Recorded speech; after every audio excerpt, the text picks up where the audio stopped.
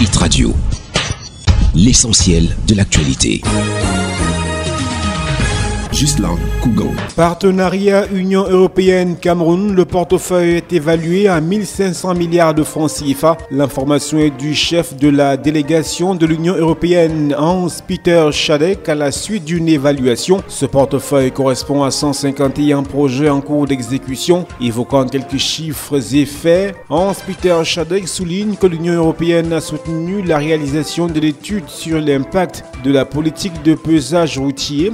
Selon cette étude publiée au début de 2018, l'institution internationale pourrait permettre au Cameroun d'économiser plus de 300 milliards de francs CFA en 15 ans en matière d'entretien routier. La partie européenne se félicite également du fait qu'elle vient de lancer pour une durée de 4 ans un projet qui appuie entre autres la modernisation de l'état civil au Cameroun pour un montant de 6,5 milliards de francs CFA. Actuellement, l'Union européenne soutient le processus de décentralisation à travers des institutions comme le Programme national de développement participatif PNDP et le FECOM, la Banque des communes, avec une enveloppe de près de 33 milliards de francs CFA. Pour la seule année 2017, Hans-Peter Schadek note que près de 240 milliards de francs CFA ont été décaissés par l'Union européenne en faveur du Cameroun.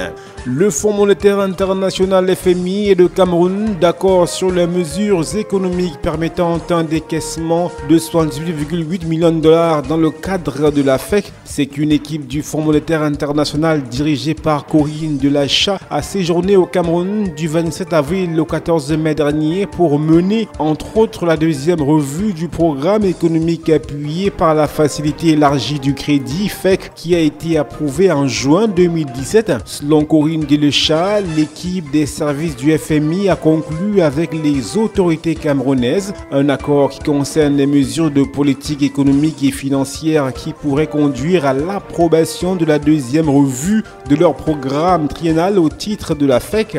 Parmi les mesures économiques arrêtées de commun accord, les autorités camerounaises sont en train de réviser le budget 2018 afin de tenir compte des dépenses imprévues dues au coût croissant des subventions énergétiques ainsi qu'à l'augmentation des dépenses de sécurité.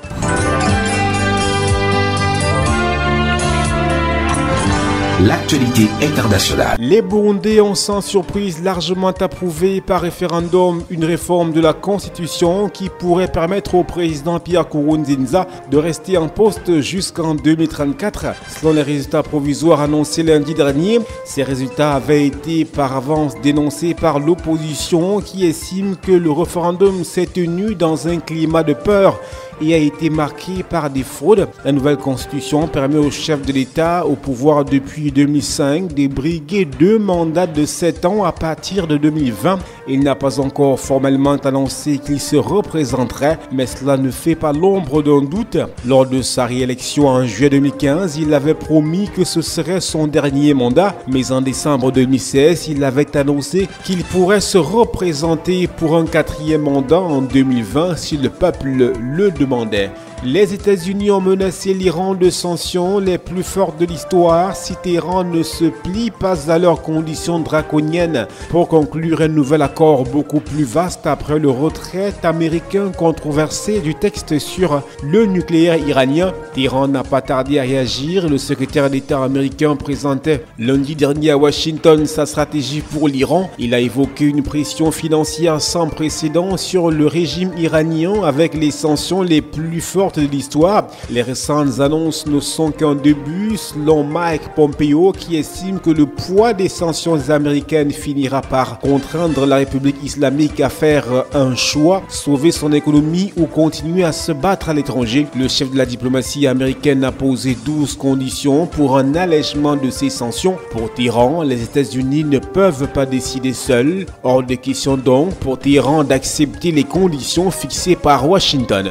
Hit Radio, une info d'avance.